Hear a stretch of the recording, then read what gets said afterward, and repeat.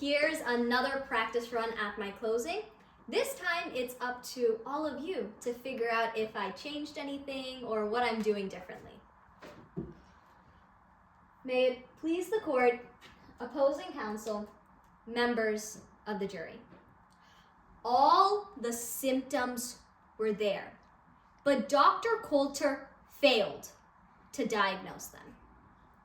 In just a short 90 minutes, an emergency room doctor successfully diagnosed and treated Bo Bridger with trichinosis, something that Dr. Coulter failed to do over the course of 3 long weeks. Even though that during those 3 weeks, Bo Bridger was continuously exhibiting key symptoms of this terrible illness. The truth is that Dr. Coulter wasn't paying attention. Dr. Coulter missed this diagnosis. And as a result, my client is incapacitated, dealing every day with long-term brain and motor issues. Now, as my co-counsel explained earlier, in this case, both sides have a burden, and the defense has failed to meet theirs. Dr. Coulter's office knew that Bo Bridger was eating raw meat. In fact, you heard their nurse practitioner testify to Bo herself raising the topics of raw meat during one of her office visits. You heard testimony regarding a phone call and an email sent by Bo Bridger's father to Dr. Coulter's office, specifically stating that Bo Bridger was eating raw meat. Now, in terms of our burden, for the entire 3 weeks that Bo Bridger was sick, all the symptoms of trichinosis were there, ready for Dr. Coulter to diagnose and treat at any moment, but he failed to do so. That, ladies and gentlemen, is negligence.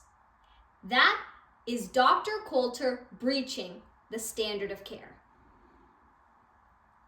Now, in the beginning of tonight's trial, my co-counsel also asked you to pay attention to the evidence presented. I'd like to review those points now.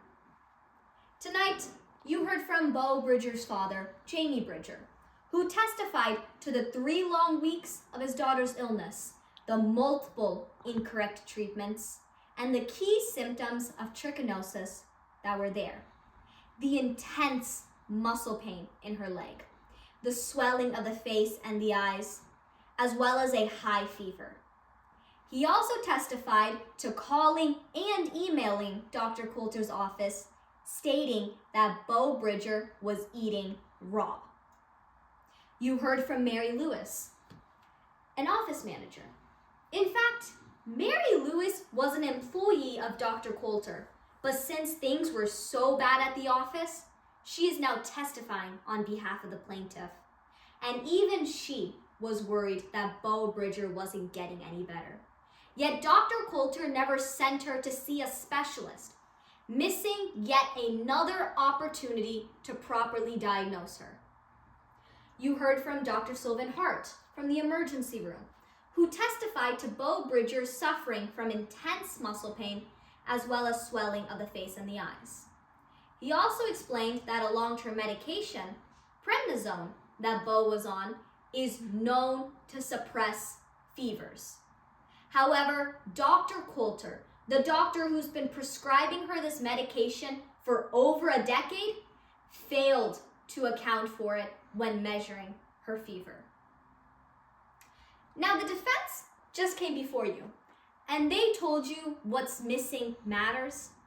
But the only thing missing in tonight's case is Dr. Coulter missing this diagnosis, despite all the facts being there and all the symptoms.